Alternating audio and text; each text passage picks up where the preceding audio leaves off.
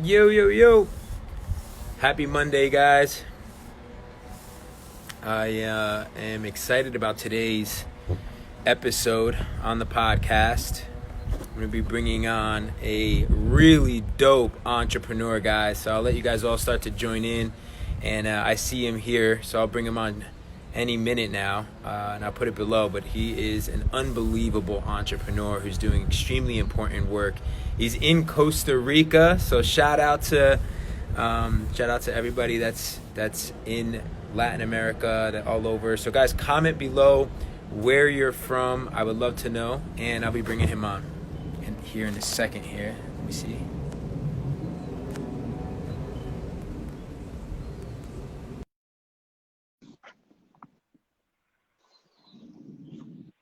Need to change this contact.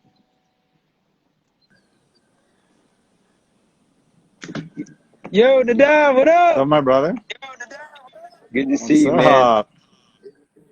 You Good to too. see you. Good to see you. Looking handsome as Yes. ever. You too, bro. You too. So, man, you're out in Costa Rica. I'm so jealous. I decided to sit outside in LA while I gave you a call. It's not as nice as Costa Rica though, bro. But happy Monday to you. Thanks, brother. You too. Yeah, I'll give everyone a little view of, just so everyone knows that nature's thriving and well, and I love we it. are nature. So yeah, yeah, Cool. Cool. Well, I mean, I really appreciate you taking some time today. So I kind of want to dive into all things like leadership and what you're doing at Himalaya and just a little bit about your journey as an entrepreneur as well. I'm going to pin a comment. But in the meantime, if you can kind of just give everybody a quick overview of how you discovered your purpose, the mission that you're on right now, and the work that you've been doing in the world, and just a little bit about your journey as an entrepreneur. yeah, yeah. Happy to. Firstly, what's up, everybody? Nice to see you. I see people joining from all over the world. So Yeah, just so good to connect here, right? It's such a good place to connect while we're all going inside. But yeah, my journey has really been around a lot of self-reflection. So, and I was born in Israel. I grew up in San Diego, and I was always like entrepreneur. Like I was selling peanut rolls as a Cub Scout, and like there was like a search party at night to find me because I was just going door to door. Like I wanted to win the competition for the Cub Scouts. And I just continued on, and in my 20s, I got into advertising, and I started a company with one of my best friends, Jeff Smith. Mad love out to Jeff. And it was really wonderful. It was really wonderful. It was a great experience in our 20s. We built those companies and sold them at like 27, 28. And at that time, I'd went from not really having money to making money, and I had a great time. Like I got a 28th floor penthouse in, San Diego. I could see Mexico. I could see, everything. I got it.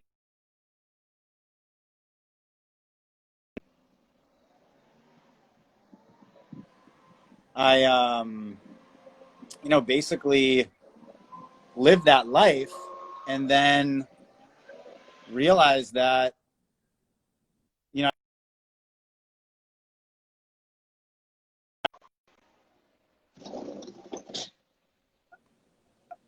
are you good? Can you hear me? there we go. Yeah, it was a little loud outside, so I decided to come inside.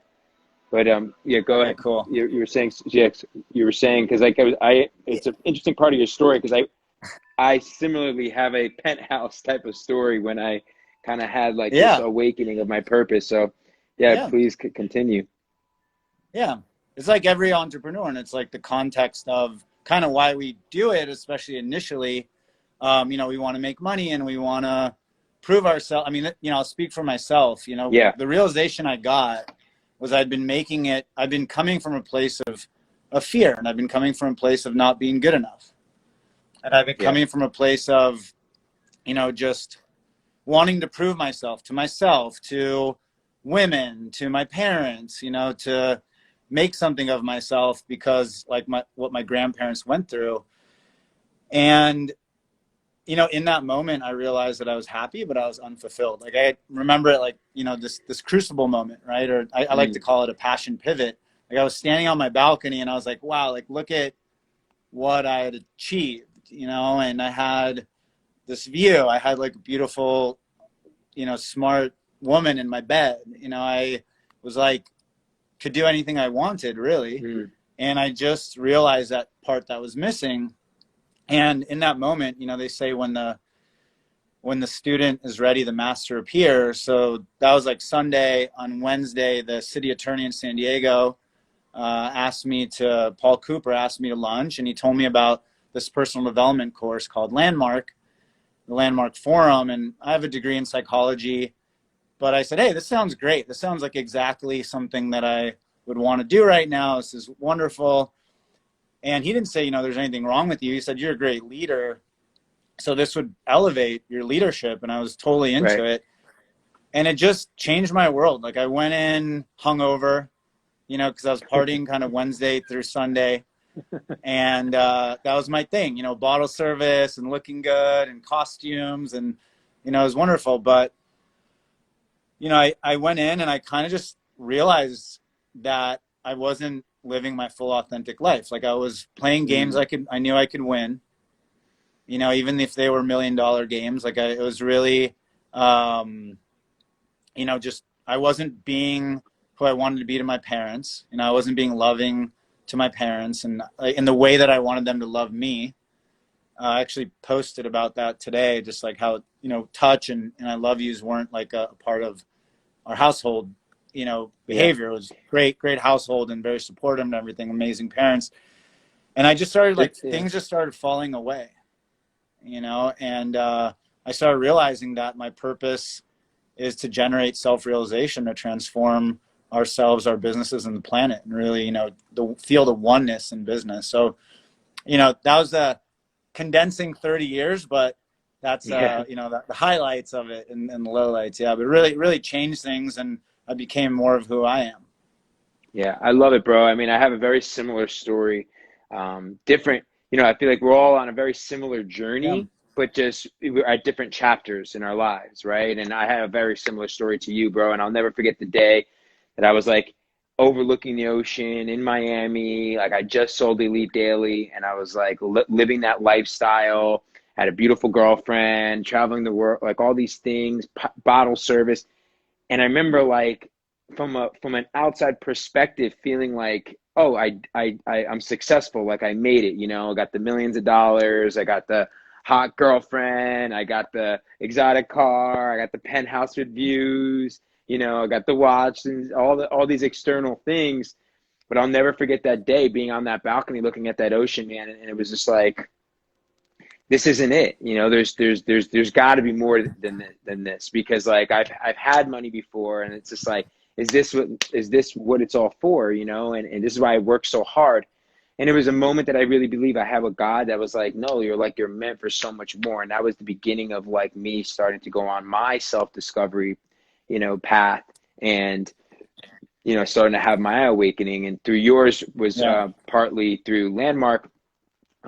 For me, it was like immediately going down the plant medicine kind of. I started having leaders that were like starting to introduce me to these different modalities, and it kind of gave me that awakening. So I relate to that part of the story. Interestingly, when you talk about the love of like understanding, because like self-love is so damn important, and we don't teach us that growing up. And in entrepreneurship, we typically like, you know, we're usually like put ourselves last a lot of times, put everybody before us. But it was interesting. This weekend, I was speaking to someone that was Indian that came to America, and they were telling me how like in India, they don't say I love you to their kids. Like they don't, you know, I love you is specifically only in a romantic sense. So you don't tell your friends I love you. Your parents don't ever tell you I love you in India. And there's nothing wrong with that. It's just part of their culture. They say, I'll do anything for you. That, you know, you know, there's other ways of kind of showing that love, but the words "I love you," they don't exist unless it's like to your wife, right, or to your husband. So I think it's actually interesting that you brought that up. That was kind of something that was part of like your culture, kind of growing up. Similarly, wasn't really part of my culture. Just the men in my family, that they didn't really ever really express that when I was growing up that much. You know, it was just like more of that mask of of masculinity. So I kind of relate to that somewhat as well. So talk to me a Yeah. little bit about like so what were those first steps that you took? You went to Landmark, and then like, you know, there's always this part of the story where I feel like you end up starting to discover your shadows. And what were they, and what Yeah. had they been throughout this journey of yours that you've had to kind of heal or overcome in order for you to kind of step Yeah. into the leader that you are today? Look, I love it. I love it, G. Such a good question. I really appreciate Yeah, it. yeah, no doubt. Yeah, so I'll go, and then, you know, if I'm speaking for a while and you're like, hey, that's enough there, just feel free to jump in and go to the next question, Cool. because I never know how deep we want to go. But you know, let me just start with, you know, ancestral stuff, right? And I've also dove into plant medicine, and I've done it, you know, specifically in Peru, which I know you just shared about, and Yeah. Blue, who's on here, you know, just shared about her Yeah, experience Blue. in Peru as well. I love the stuff. And you know, my grandparents, each one of them was survivors from the Holocaust. And, you know, basically, if you kind of, their experience was everyone in their family was,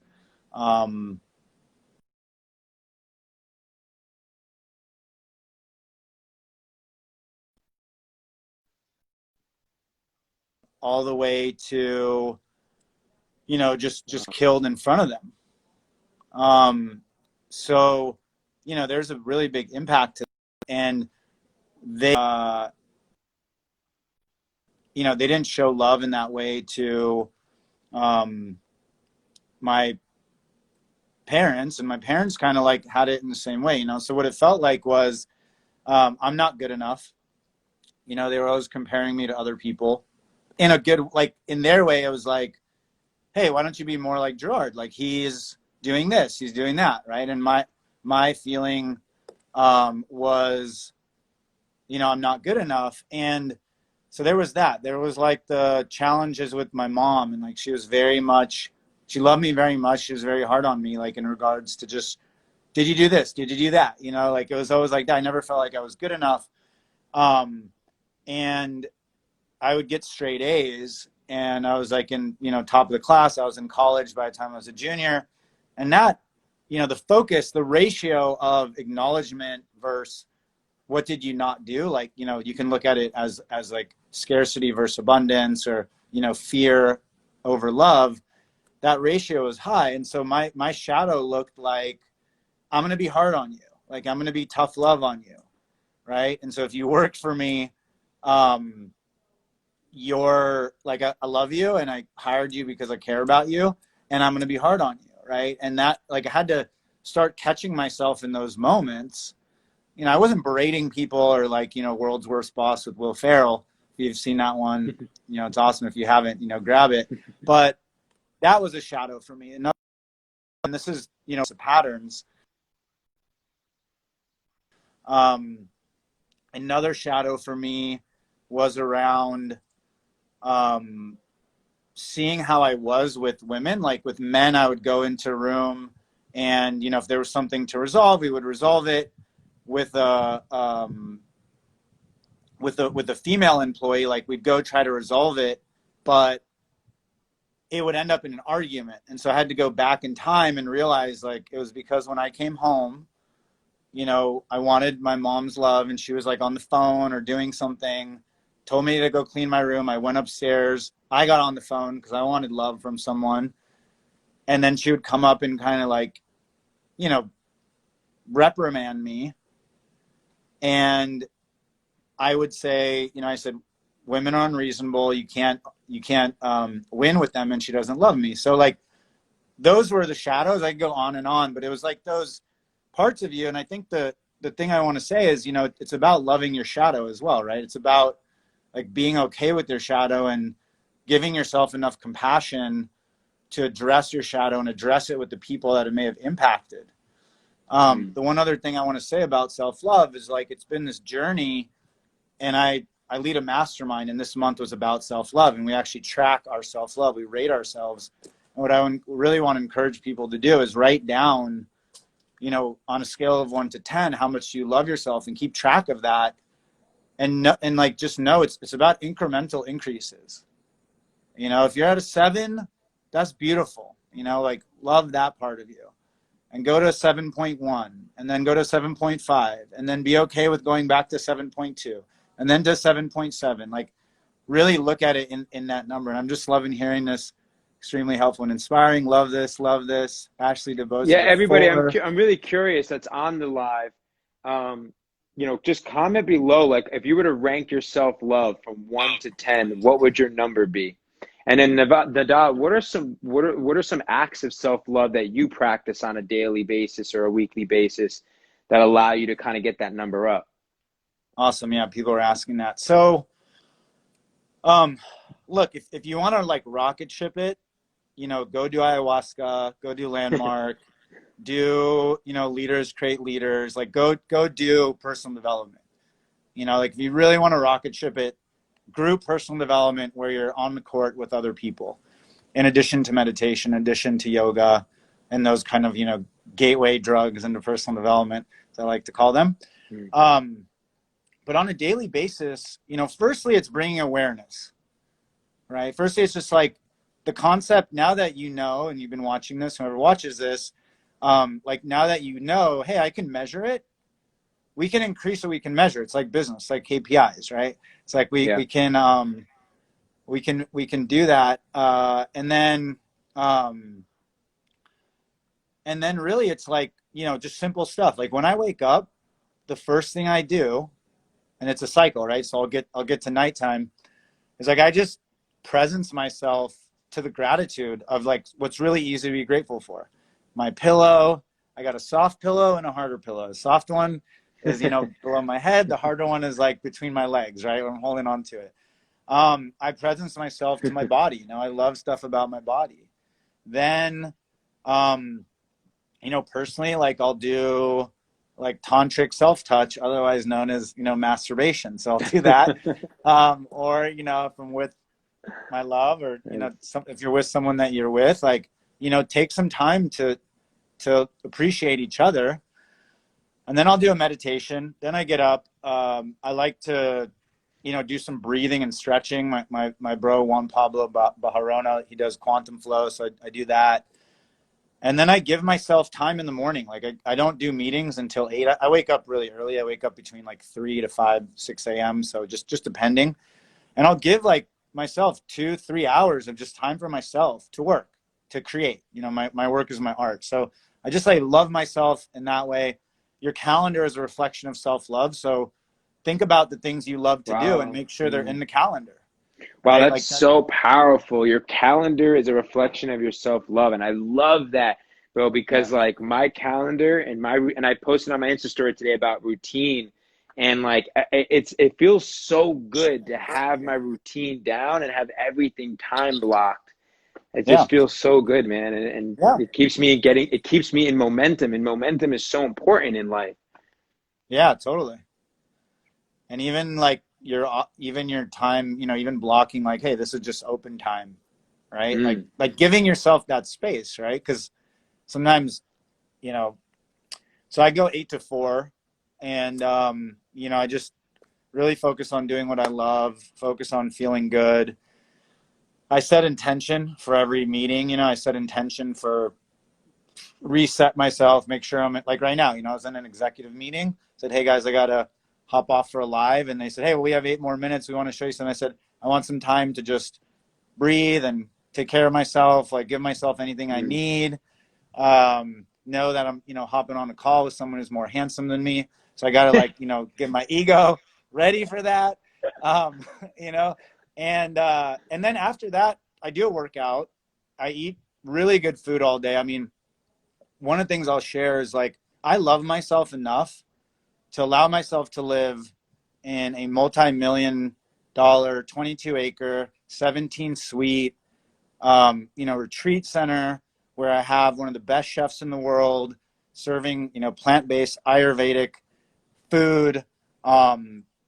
We have maids who love being maids because we like ask everyone what they want to be doing, every quarter, and they want to do that. Everyone's loving themselves, loving what they do. Have animals all over the place, nature, and so that's a big thing. And then one other thing I'll say is like the two other things.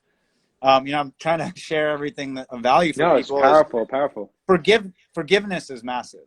Like forgiveness is a vibration of love, and you guys might have heard this before. So it's like I forgive myself all day.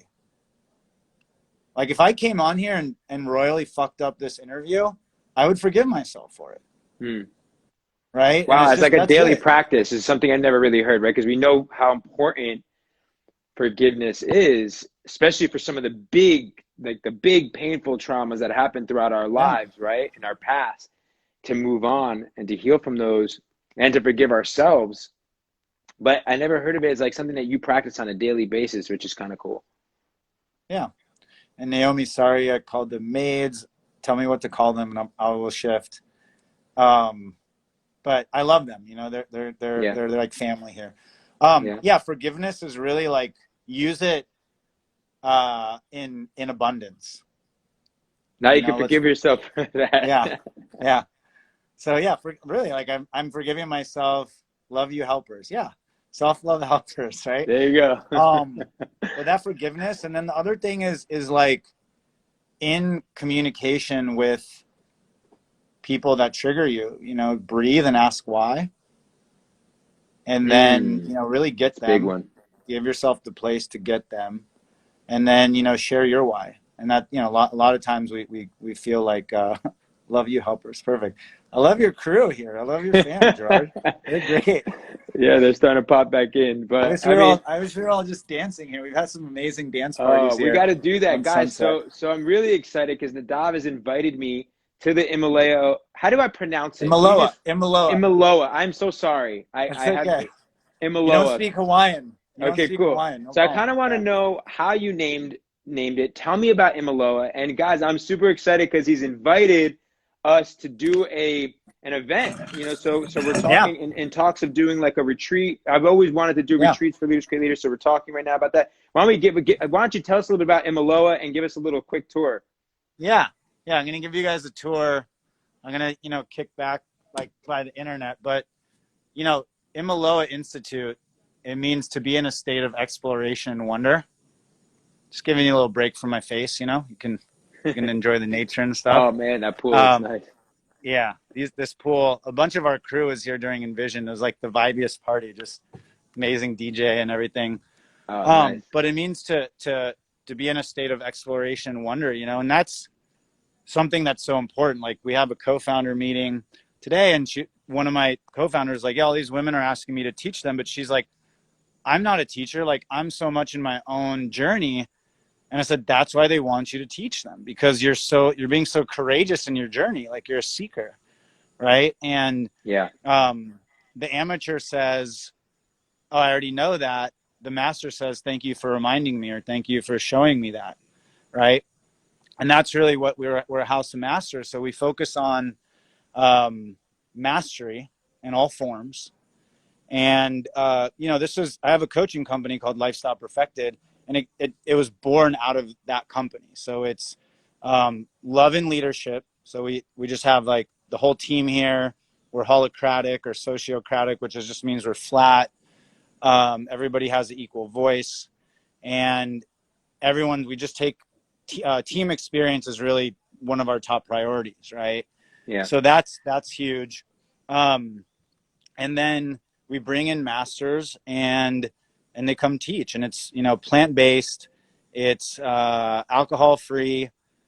We do plant medicine here. And what can I say about it? It's a magical place. People, it just came to be. Like we kind of said, hey, let's do this in Costa Rica. We looked at a bunch of properties. This was the first one we looked at. We looked at 10 others. We bought it. We've had the Mamos of the Koji tribe, just came here, and they were supposed to tour Costa Rica. They ended up just staying here. they said that this was a sacred vortex of the world of Costa Rica. So they went to some other places and came back, and we're having a Mamos retreat in July. But it comes and transforms people. You know, I can give you example after example, but it's just being immersed in nature. We didn't cut any trees down when we built it. You know how sometimes you go places and you're like, wow, this is beautiful. It's really, but it's landscaped, you know, and this is just, it looks like everything landed in the middle of nature.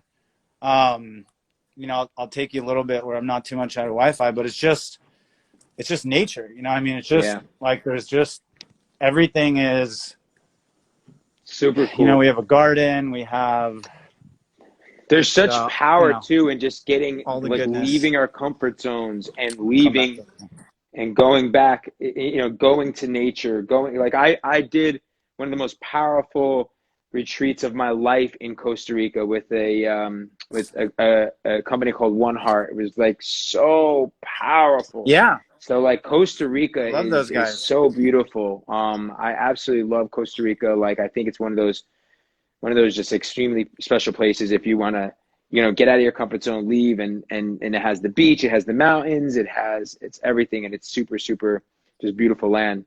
So yeah, I can't wait to come and visit it. Let's go for it. Can I answer Ashley here? Because she asked, what about bugs and other creatures? So a frog actually told me to come here. When I was living in New York, I was living in Manhattan, and you know, I went up to Storm King. Like, you know, New York's such a beautiful state, right? So much nature, and I was open-eye meditating, and you know, I just started really just feeling connected to everything. And this frog pulled up like next to me, just like here, and I started asking it questions, and it told me it's time for you to go live in nature, and until you do, look at people as nature. I said, well, how do I look at nature? Like, you know, I'm not looking at that tree and saying, hey, it's not straight. It's not, you know, it's not symmetrical. It's not tall enough. It's not wide enough. And I just started really realizing like how I judged people. Now I was nice to everyone, but I started realizing like, you know, I wouldn't really, like, the better looking you were, the more engaged I would be. I'm just going to be honest about it, you know?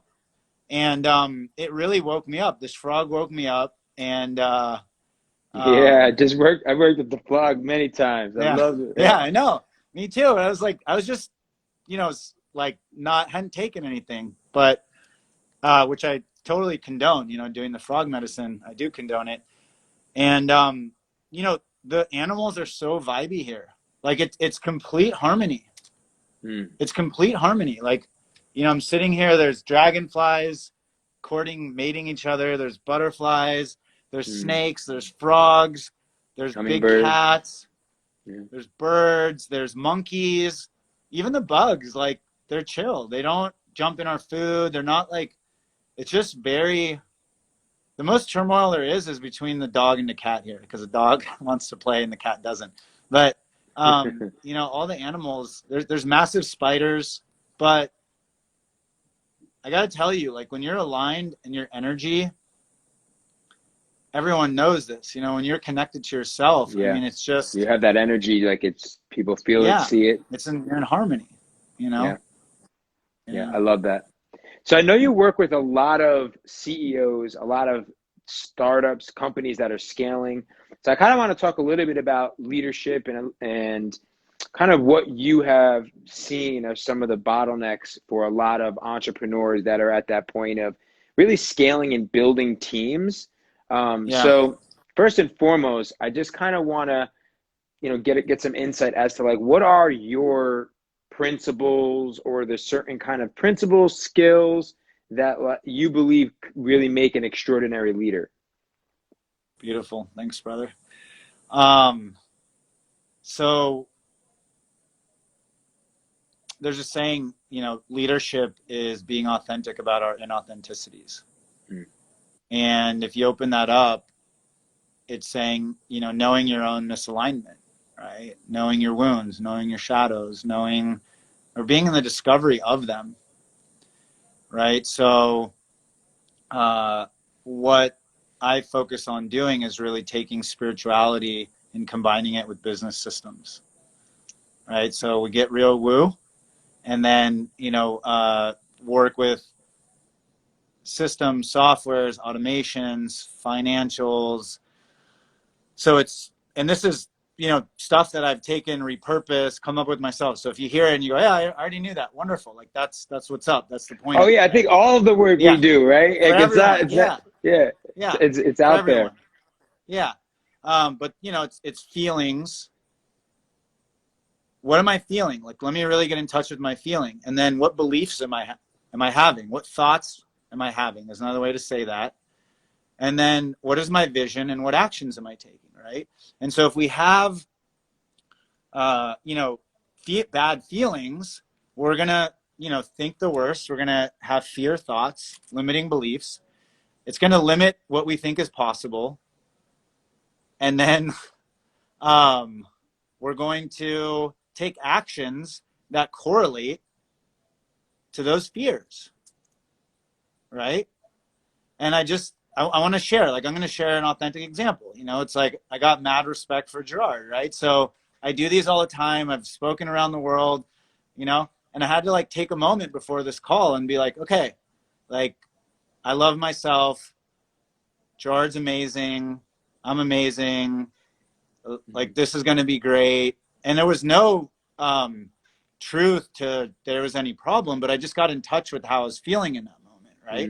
Because a lot of my past base was like, I'm not good enough. Other people are better than me.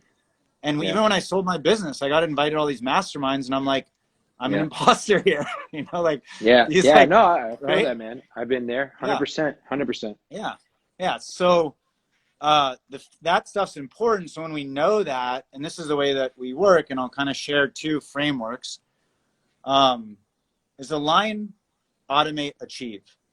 So what am I feeling, believing? What's my vision and actions, right? And another way of saying it is like, what are my misaligned patterns that have had me create the business in the way that I've created it? Me as a CEO, as a leader, I'm responsible for the culture. I'm responsible for everything, revenue, profit, how we're doing. And so it's like, let me get in touch with that. Like, how do I view my people, right? And I'll just share stuff that I see with CEOs. It's like, I'm not good enough, so I'm going to micromanage and prove to the team that I can do it. I'm not good enough, so I don't think my team's good enough. So I'm going to, I don't love myself fully, so I'm going to take up space and share my ideas. So those are a lot of things that I see when you can shift, take less time talking, take up less space in meetings. That's a big one. Then you go and get the whole team aligned. You say, hey, I have this view that I'm, not good enough, and I'm micromanaging you guys. And that's like, we're cutting that out now. And then the team goes, oh my God, who's this person? That's great. Like, we love to hear that. Then they have a place to share. And then on top of alignment, there's automation. So it's like being very systems focused. The systems manage, people lead. They automate everyone's job, right? And that doesn't mean you're going to lose your job necessarily. What it means is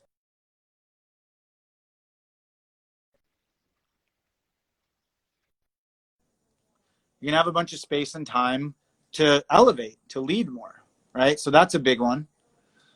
And then achieving is, and then that continuous improvement, like every day when there's a breakdown, when there's a mistake, when there's something that could be done better, knowing that it belongs to the system.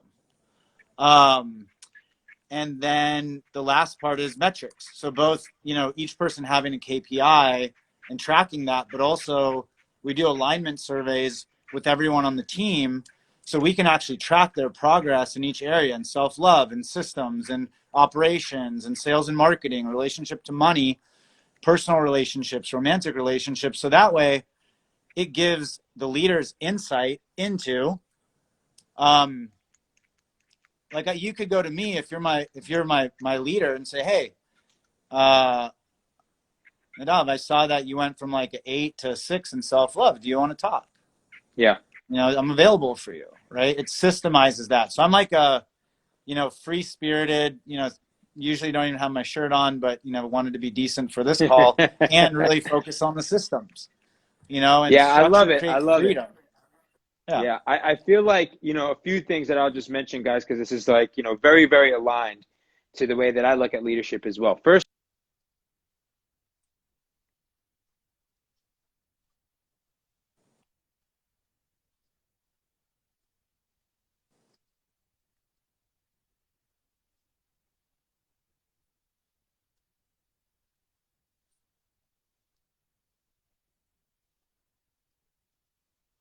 what your beliefs are, what your values are, what your vision is for the world, what your purpose is, your why you're doing what you're doing.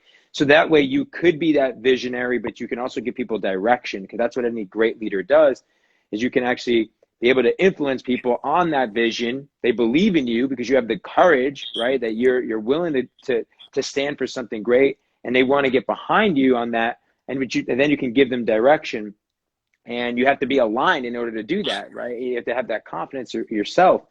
So I love that, the whole, because I'm similar in the sense of like really bridging that gap of spirituality and business. Like it has to become, now it's like every business needs to have that in their culture. And I think we're starting to see that.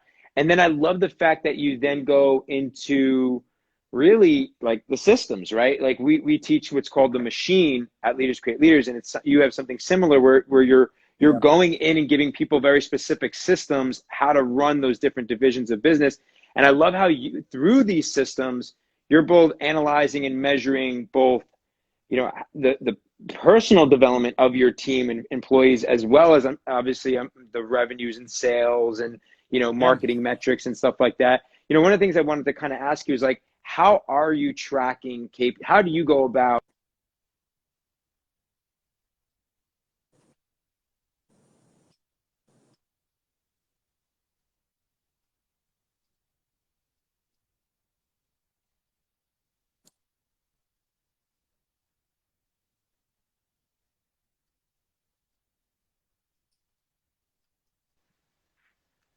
Yeah. Thanks for asking. So firstly, I want to say, KPI tracking is a journey. So it's really important to be on that continuous improvement journey.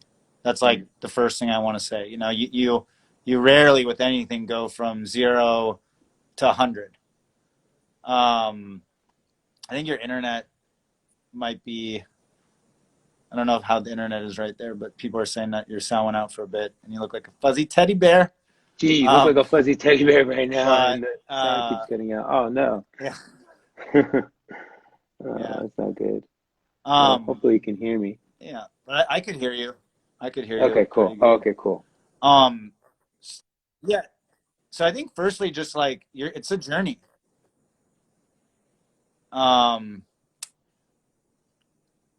It's a journey. So doing that, we try to do everything as automated as possible. So we try to do everything like, okay, if I'm going to look at financial metrics, like let me build it out of QuickBooks, or let me build it out of FreshBooks. Like let me build it out of my financial tracking systems. The same with sales and marketing, like tracking out of Hootsuite or Entreport or, Infusionsoft or Copper. Like really trying to work out of those is really key. And then rolling it up into like dashboard software like Grown or Clipfolio or something like that.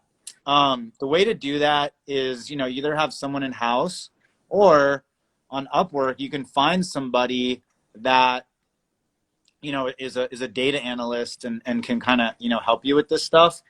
And there's a lot of people that would love your work, in Pakistan and India and the Philippines, obviously in the US as well. And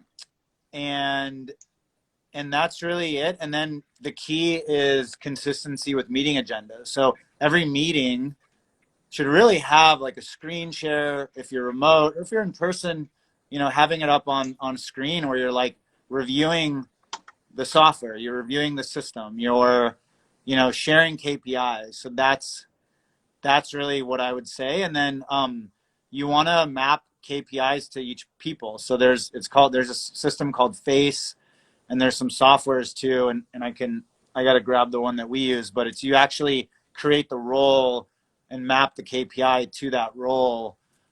when you're hiring. So really, if you know the KPIs, and then tracking them as automated as possible through softwares, and then rolling it up into a dashboard system. So, yeah, somebody asked a question that I like. Even Jellarcher. Can I answer it? Yeah, go for it. What's the question? Are there any challenges when the professional and personal boundaries kind of cross each other? Example, with tracking self-love while in a professional space. You want to answer that? What do you think? I'll answer it after you if you want. What's your take on it? So basically, if there's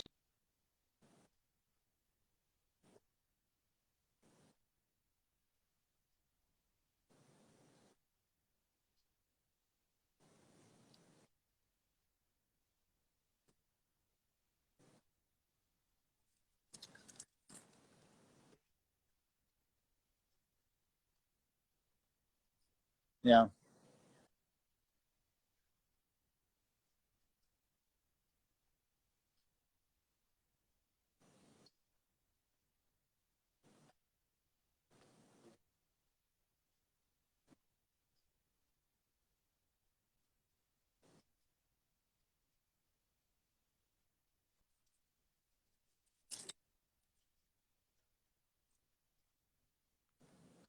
you're for a connection again, but you're kind of low on, maybe your self-love, like, are you taking time to take a break, to get in nature, to meditate, to do certain things, or is something going on at home, something that we know about that you want to talk about? So I just think it's about intention. And I think it's about culture, right? Like, I think when you hire and you build your team, like for me, when you go through being a part of Leaders Create Leaders, like, from the jump, like, this is part of our culture. Here are our values. Like, we deeply, deeply care about you. We're invested in you. We want to know that you're growing. We want to know about your goals. We want to know about what your purpose is in life and how it aligns to ours. And we want to know that, like, you are on this journey as well, and that there's transparency, that vulnerability is huge with our culture, that this is a safe place to work and to open up about these things, and that you will not be judged. And I think it's just instilling that at the very beginning in your culture, for sure. Is how I look at it. And I don't think that at that point you would really cross any lines, unless you're at a toxic company, at a toxic culture where, the boss. I think that's why it's really important when you do decide to join a company, right? Like, do they have a conscious culture? Or is the boss is the boss or leader not really a conscious individual, right? They're still like they just care about making money, and they're not really invested into their team, and they want you to be a cubicle, and they want to keep you in a box, and it's like they want you to be working in a very military way.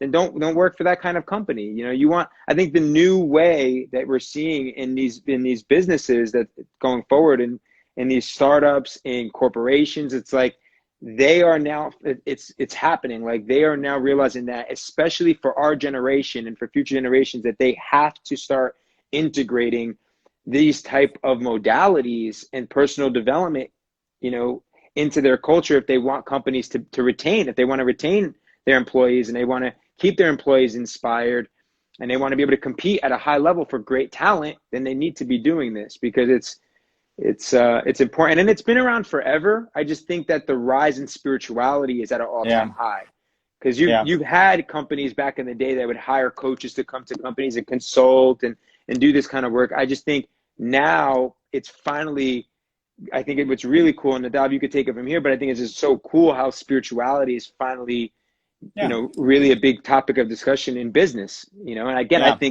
I think business is a spiritual game. Yeah. I love what you're saying. I mean, so many good points and so many good nuggets for anyone. So a few things is, firstly, the question is like any challenges with, mixing personal and professional. Initially, yes. You're going to get people that you're going to get emotions coming out. You're going to get I've had times where, like, you know, I'll stop someone in a meeting. I'll say, hey, what are you feeling right now? And they'll start crying, right? Because I can, you know, I've had a lot of experience in communicating with people. And that's part of the culture. Like, it's just okay to emote, right? So that's one thing. But once you systemize it, once you know, do the questionnaires, once you have like a weekly, you know, team coaching program, right, where everybody shares, like that's what we do, then, you know, it starts being systemized, which is, you know, I'm sharing very similar to what Gerard said. It's like you just start implementing it in as a system, and you start losing the, it's like when you go do a sport, right? It's like you start and it's like you're sore, your body's not used to working that way. You know, your body's not used to like having that, but then you start learning the ins and the outs, the structures, you start strengthening yourself, and it really becomes this thing. And, you know, we have, like, in Maloa here, I have two amazing co-founders. We have a weekly meeting, and, you know, they won't mind me saying this, but like it started as a meeting I set up, like a complain about each other meeting. Like I was calling it that kind of as a joke, because I said complaining about each other just at this time to save the rest of the week. Like if you have complaints, like save them for this hour. Now we've moved past that point and there's been a commitment to it. And now it's like, you know, we do acknowledgements, we do a personal share, what's going on with our life. And then we talk about something that, like, what are the priorities of the business, you know? But systemizing that communication is big. And the way that we do it is we do like a weekly or bi-weekly, you know, team-wide or executive alignment session, and everyone's sharing, and we have our coach facilitators sharing, and we have a system to pull stuff out of people where they don't really realize that they're being like vulnerable. Yeah, thanks for asking that. That's a fun one. Yeah, I feel like that kind of plays right into with the question I pulled up, which is like, how does the culture translate across the company? How does it travel? I don't know if you want to add to that, but I feel like a lot of it you kind of just expressed. I think you want it to stick. You know, I think you want it to stick. And so the best way to do that, use the tools you already have, right? Like use the tools you already have, use the meeting. It's always like meetings, meeting agendas, you know, software management systems, calendars, structures for communication. Like that's the things. Travel the world or focus on your career. Both, of course. What the fuck? Yeah, right? Fuck yeah. So what do you think? How do you do it, Nadav? Like, do you schedule out? Like, for me, I would just travel the entire world and work as I go. And it's like my life and business has been fully integrated. But I've been thinking a little bit more about being grounded and planning out when I'm going to be traveling a little bit more. Whereas I used to just kind of just always be traveling, almost like a nomad, working wherever I was throughout traveling the world. But do you now, I know you're pretty grounded in Costa Rica, but do you plan when you're going to be traveling the world? Do you say to yourself, like, I know some leaders, I know they're like every quarter they're going to go somewhere outside of the country. Yeah. And actually, because this is something that's interesting, is like, I have some leaders that are like, I'm taking a real vacation, which was interesting because when I heard that, I was like, man, I got to think about it. But like I love what I do so much that when I travel, I'm typically making time for work, even if it's just an hour or two. But I'm like checking a lot of times, you know. But it was interesting that I met some leaders that were like, nope, I'll go for a full week or 2 weeks, and it's like I'm not working, I am not touching anything. I know Ashley. Just recently we went to Bali. That was like her thing. It was like her birthday trip. She was like, for at least a week, I'm not doing anything. I think that's powerful as well. So how do you think about travel and work? Yeah, well, it's exactly what you're saying. Firstly, it's intentionally, right? It's an intentionally and aligned way, because it's like, if we're traveling but working because we're afraid of unplugging, then that's from a scarcity place. That's from a fear place, right? If we're traveling and not working because we don't want to, or we think we shouldn't, then that's also from fear of scarcity, right? And so it doesn't actually matter what you do, it's where it's coming from, right? So for me, I've just been through different times. And, it started out like 8 years ago. I said, hey, I'm going to, it really started with the first time I started working remotely. And then I was working remotely from LA, but then I bought a ticket to Tel Aviv. And there's a saying, you can't buy happiness, but you can buy a ticket to Tel Aviv. I don't know if anyone's ever been there, but it's a great place. And, it was a one-way ticket. That was kind of like the turning point where I was like, okay, well, I just bought a one-way ticket. Like, that's pretty fucking cool. And then I was like, oh man, like I can travel, I can do whatever I want. I'm going to this festival, I'm going to that festival. I'm doing here, I'm doing there. My friends are there, go for the weekend. And I was tired. Like, I was like, this is fucking tiring. And then what I started, like, it was really fun. And I had a lot of structure because I always have had an operations person, even in, when I was on sabbatical, kind of like I hired a full-time operations person to help work together, manage my real estate with me, manage, the different things that I was doing. And then I just started I kind of took a breath and was like, whoa, I've been traveling for a year, like all over the place, like kind of from a scarcity, like FOMO mindset, like I don't want to miss out. There's so many places to go. I will not be able to go to all of them.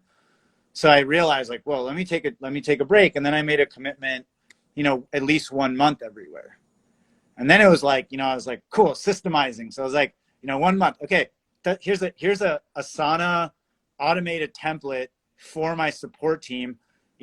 Find the organic grocery stores, find the best workout places, find the this, find the that. And then what's the best neighborhood? So then I would have a lot of structure. And I think the reason I was able to build multiple 7-figure businesses during that time was really because of structure, because structure creates freedom, like we were talking about, with the calendar. So, yeah. I like that. I like that, guys. Write that one down. Yeah. Structure creates freedom. Any dancer, any sports player, any, drugged out rock star on stage, I'm not condoning doing drugs. Oh, you're a lefty like me. That's why you love doing your work. You're creative. Anyone who is doing that, they're on top of structure, right? But yeah, I think you can do both. And I think that's something that, I think is really key. And it's like, I feel like it also could be the path to finding your purpose and finding what it is you want to create in the world. Because when you leave the bubble, I used to call it the bubble. Like I would be stuck in my bubble, like my own world. And, I was stuck back home in New Jersey and New York where I grew up. And it was until I got out of my comfort zone and left the bubble and started going and traveling and exploring and going to these places of the world where they see success is defined so differently, right? You go to Tel Aviv, you go to Israel, you go to Italy, you go to Latin America or Spain.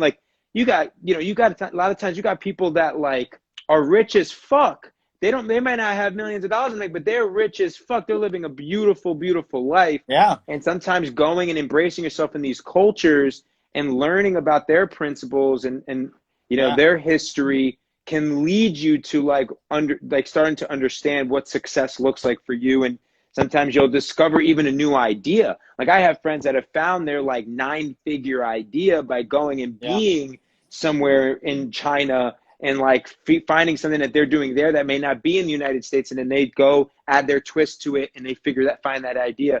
But I love the fact that you talked about intention. And I also think it could be a path of discovery as well. Yeah, totally. I agree. And I think, fuck, man. I mean, traveling is just the best. Yeah, bro. It's a full-on addiction. I can't wait. I can't wait to the borders open back up. I'm coming to Costa Rica. Guys, comment where's the first place you're going to travel to when this all opens up. And I'm going to take one more question here, and then we'll wrap up. I know you got a big day. Yeah, it's all good. Take the question. I want to say one thing. It's really around alignment. I want to, you know, the thing I want you guys to pull out of what I said, in addition to whatever else, you know, you thought was valuable, is like, check in with yourself. Check in with yourself moment by moment. Check in with yourself day by day. Check in with yourself week by week. Like, body scan your life, scan your calendar. Notice what you like and don't like. Notice, you know, what's giving you energy, what's not. And really have the courage, love yourself enough, give yourself the permission to make that shift. Yeah. Audit yourself, like completely audit yourself. Audit, where's your time going? You know, one of the things that I'll mention is like, one of the things that I was doing this weekend was going through a course because on like understanding time, because like we don't realize, guys, like we don't have a lot of time. You know, like we really, that's the one thing we can't buy, we can't get back. You're born, you get on this bus, and no matter what happens, this bus keeps going until the day it doesn't. It may hit roads that are bumpy, it may get detours, but you're on this bus, and like, you know, we tend to forget that, like, no matter what happens, good, bad, like, you know, time doesn't stop. It's going to keep going. And like, you know, the course was based on a gentleman, Jesse Itzler, who was 50 years old. And he's like, you know, if I lost to 80 years old, he's like, that means I only have 30 summers left. Think about it that way. Like, only 30 summers left to do the shit that I want to do with my family and the people I love. I have 30 summers left if I only last to 80. Now, I know I'm planning to go to 150, probably longer. I'll probably become half robot, half machine, but Terminator G. But regardless, when I'm, you know, guys, like, you don't have the time. So you need to like really think about, you know, how you're spending your time, and make sure you're going and exploring the world, and whatever it is that you're building. It's like, you know, Leaders Create Leaders, to me, like, I will live and die for Leaders Create Leaders. I love it. I love creating leaders. I love working with guys like Nadav and partnering with him and doing events and working together and learning from each other and storytelling and telling stories. And it's something that I love regardless of the money. Go find that thing. And then also make sure that you're not just building out your vision for what you want to create in the world and solve in the world from a business perspective. Make sure you also are making your fuck it list, you know, not bucket list, your fuck it list, the shit that you know that like there's no time to do it. Go, if you've been waiting to go to Bali and you're waiting for that for a certain moment, like when this thing ends, like go do it. Go and explore. Go, if you're thinking about ayahuasca but you're not sure, but it's called to you, you're like, maybe one day. No, fuck it. When this thing ends, like go to Himalaya or go Himalaya. I'm gonna get it though. I'm gonna learn. Oh man. So on that note, Nadav, last question. Any advice for ones who are starting a coaching career? I love that question. By the way, I have a course called Time Creation Mastery. Oh, I didn't know I that. can like go off. If you want to do another thing on time, I love talking about time. Yes, I love that. I love the things we believe. Who invented time? Right. Why do we live by it? I could go on and on. I love that shit. So dude, you got to send me a link to that. I would love it. I will. I'm obsessed with that. It's something that I want all of our leaders to embrace. So really powerful. Yeah. Cool. We got to do that. Yeah. I just know that Instagram probably will kick us off here in another couple minutes. So. Oh, really? It's because you can only do an hour. I used to, unless they changed it, but it used to be an hour. Yeah. Okay, cool. All right, well, let's make it quick if that's the case. And if it kicks us off, we love you a lot. If it doesn't, we're going for just a couple more minutes. Yeah, we'll do a part 2 if it kicks us off. You guys are awesome. You have such a great audience. Like they're just great. It makes sense because they are. Really you guys are awesome. Want a big shout out to you guys. Yeah, make sure, guys, before you answer this question, make sure when you're done with this, follow Nadav. You're going to see us hanging out, doing more together. He's an unbelievable coach. I'm so grateful to have other like really just powerful conscious leaders out there that are doing the work that he's doing. It's so important, and I'm going to 100% support everything that he's got going on. And it's really a blessing to build this relationship. My girlfriend Ashley is a good friend of his, and that's how we met.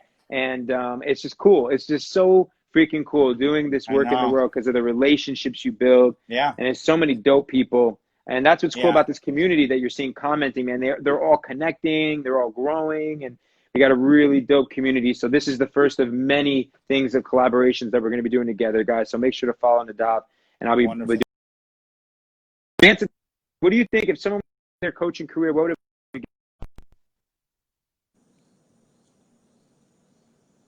Awesome. So he's cutting out a little bit for me. So I'll say, so yeah, any advice for the ones who starting a coaching career?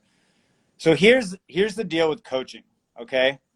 And I'm just speaking of my own experience. I was able to become a coach because I dove deep myself. Yeah. You know, I did Landmark. I did like 12 Landmark courses. I did a 7-month course on how to listen to people. I went and found my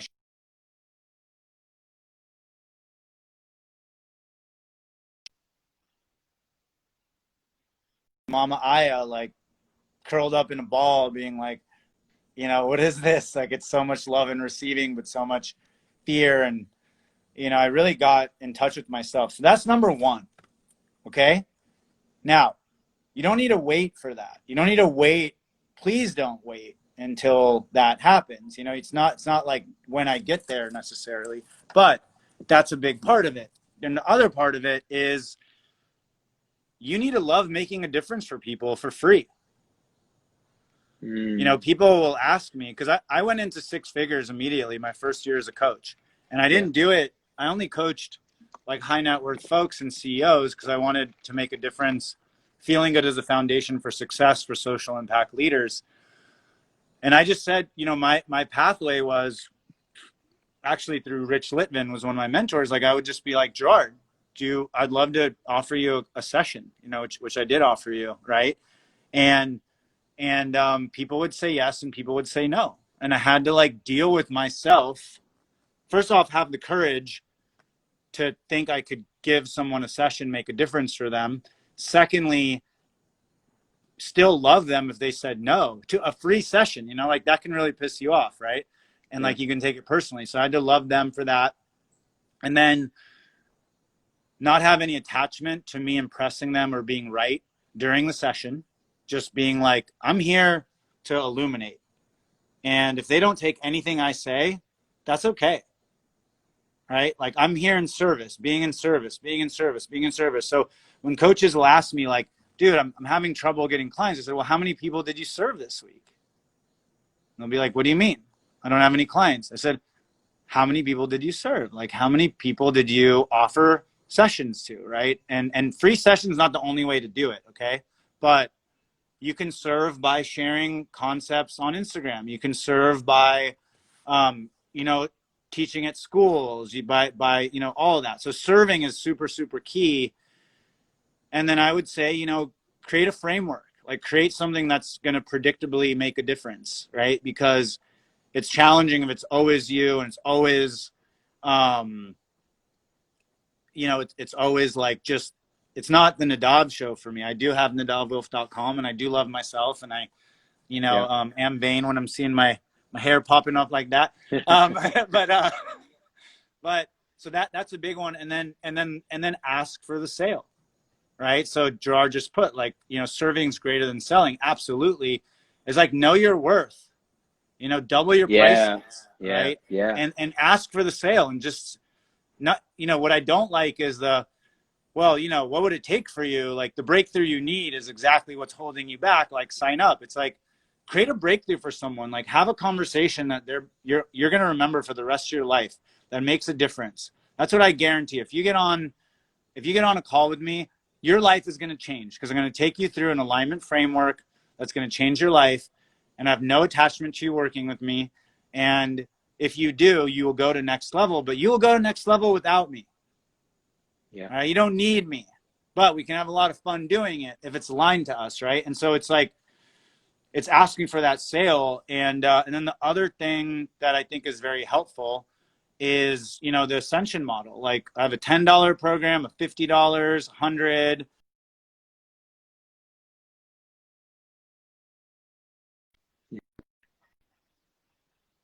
These different level programs that really makes it so anyone can work with you.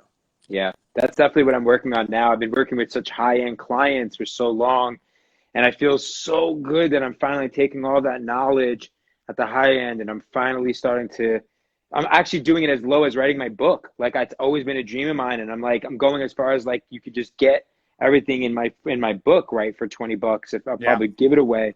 I'm not looking to make money from my book, but then all the way into the courses of Leaders Create Leaders Academy, and then all the way up to the mastermind, and then this elite experience with retreats. So I'm excited about all of that, bro. I can't wait to dive deeper with you, look at everything that you're continuing to build, and collaborate with you even more. We have so much more to do together. But thank you so much, Nadav, for taking time today. That was amazing advice. And yeah, bro. My pleasure, brother. I can't wait. We'll follow up. I'm gonna email back your co-founder and Stephanie. I'm gonna talk to them. Me and you will keep it going. Can't wait for that session. We'll continue to dive in. I know you're speaking to Brian as well. So, bro, it's just the beginning, man. Just the beginning. I can't wait. I'll be out there soon. I promise you that.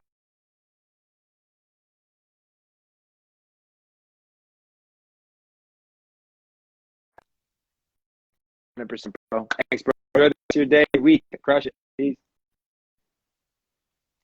All right, guys. So hopefully my service is not that bad right now, but it's a new week. Hopefully this was powerful for you. Nadav is an unbelievable conscious leader. Super, super grateful that he took some time to pour into us on a Monday. Make sure to go and follow him. Tomorrow is a really powerful live stream. I believe it's with Donnie Epstein. He is one of the most powerful coaches. He worked directly with Tony Robbins. He was the guy that when Tony Robbins was getting ready to go on stage, backstage, he was working with him through epi-energetics. So we're going to talk about how to become a powerful seeker and how to master your energy with the legendary Donnie Epstein. This guy is a legend. I mean, he's been in the game for so long. Him and his wife are just like a beautiful, beautiful couple. Donnie was gracefully helping me at my nonprofit dinners called Breaking Bread, where he would come and perform his epi-energetics and chiropractic at the events. And he's just a legend. I don't know anyone else that understands energy like Donnie does. So meet me at tomorrow. It'll be on my story, but I'm thinking about what times to do this. I'm thinking, guys, because I've been doing different time frames based on the leaders, but I'm thinking of starting to keep it every day as best I can at 11:11 PST every day. Donnie Epstein. So Donnie Epstein.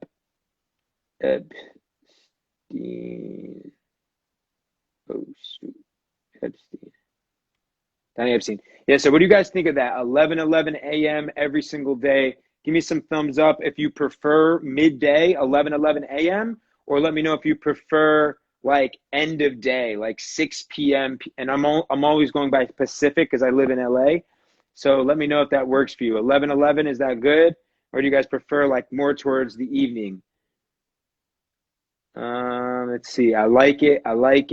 Cool. Dope. If I continue to get some more thumbs up, I'm going to stick with it. So I'm going to continue to go with 11:11. Guys, I got some really powerful people. My friend Blue is going to be doing a live stream with us. She's so dope. She's got one of the coolest podcasts, Deja Blue, and a super, super spiritual, transformational coach. We also have, who else? I got Elena Cardone dropping on the podcast tomorrow. So make sure to go to check out the Leaders Create Leaders podcast. Subscribe, share it to your story so I can repost it. Elena Cardone on how kings and queens can build their powerful empire. Who else do I have this week? I have Aman Asadi coming up, Find Your Flow, on all things flow state as well as copywriting. He's like a copywriting expert and legend. We also have Mark Lack on personal branding. We're going to have, who else? I'm talking to, I don't even know. I talked Jim Quick. Who else are we talking to? I'll leave it there, but we got a bunch of dope people pretty much every day. 11:11 PST is pretty much going to be the most of the time, the same time every day. Some people I got to make it a change, but consider it done. And I appreciate you guys. It's a new week. Get clear on your goals. Harvard did a study, and they looked at students that graduated from Harvard through their MBA program. And there was only about 3% of the class that wrote down their goals. And of those 3%, when they look back 10 years later, they made 10x the amount of income than all the other students. So This is a huge, huge stat, right? The other thing is 45% of Americans don't even have goals. Of the 55% that do, 92% of them don't write them down, and they fail.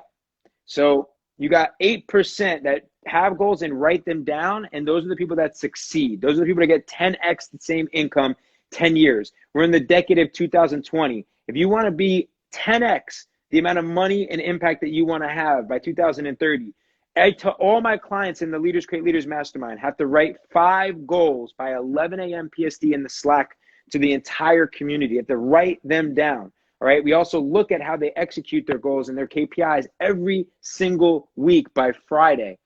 If you start to do this, and remember what Nadav said, structure creates freedom. If you start to structure your life, get clear on your 5 goals today, get clear on how you're time blocking your routine, your rituals. I put that on my story. Time blocking your meetings, time blocking even just like when you're going to take time for yourself. But again, get clear on your goals, time block, and let's see you guys all execute. And let's see you guys all elevate to all new levels this year. Make this year the best year of your life. From Kobe to COVID, we've all been knocked down. But it's about how you rise up from the ashes like a phoenix. And I want to see all of you guys rise up and be that phoenix. Go out there and create massive, massive success in your life for your family and for your legacy. And I love you guys. So I'll see you tomorrow. Go crush it. Peace. Yeah, if you guys want, if you're down, share your goals on my last Instagram post. Comment your goals on your last Instagram post, and I'm going to click on your profile, and I'll connect with you on Instagram. I love you guys. See you soon. Be the leader. Peace.